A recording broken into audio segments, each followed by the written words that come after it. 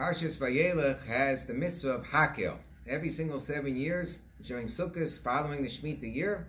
This year we've just begun to enter into the Shemitah year, Bezrat Hashem. Then there would be a large gathering, Hakelas Ha'am Hanashim Hanashim Ve'hataf, that the entire nation would be gathered to hear words of Torah. Chazal Darshan, that the Melech, the king of the Jewish people, would broadcast words of Torah from a Sefer Dvarim. It was an inspiring, spectacular event. So some of the commentaries discuss whether the essence of the mitzvah of Hakhel was the limud Torah, the learning of Torah, or whether the essence was lahaksik b'das ha'emes, as the Rambam seems to write, in order to create a tremendous impression of religious fervor and passion through this giant and august gathering. I believe that there are elements of both. That through this tremendous spectacle that is created through gathering everybody and showing the importance of everyone together learning Torah, so that itself creates an inspiration for people to learn Torah more. This also relates, I think, to a Gemara in Chagiga that discusses the notion of bringing children to listen to Hakhel. There's a question, a machlokes, amongst the different opinions as to whether the children who would be brought would be children of the age of chinuch or children who were below the age of chinuch. So the Gemara, I think, seems to support the proposition, according to the simple reading, that it was even children below the age of chinuch.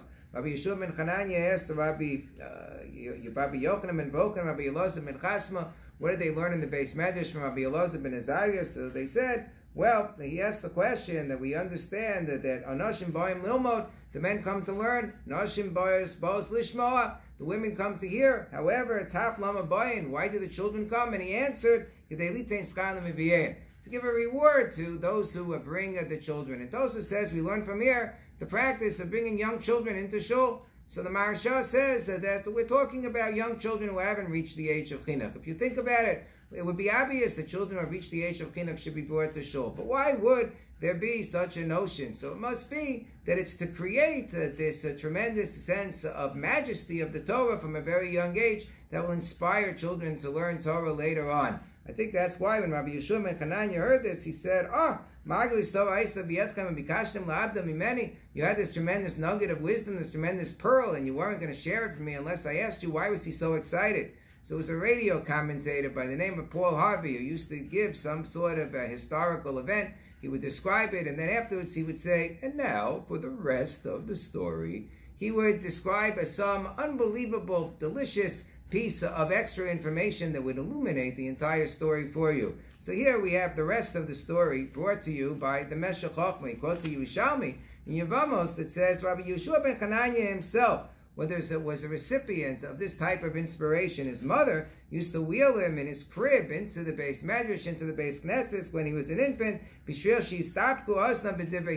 the words of Torah would cling to his ears, so he would be inspired. He must have been so excited because now he had an insight into what made him so great, what made him into the great Rabbi Yeshua ben Chananya later on. It is through creating a tremendous excitement for Torah that we become inspired and others around us become inspired to learn Torah much more. And I believe that this also explains why the Gemara says that Kedei Lasi Schar L'Miviyein, that this is for the purpose of creating a reward for those who would bring the young children. We understand the young children themselves, so they're going to get a reward from learning Torah when they're older because they're so inspired. What about those who bring? Well, it's a suchus, obviously, to inspire others to learn Torah.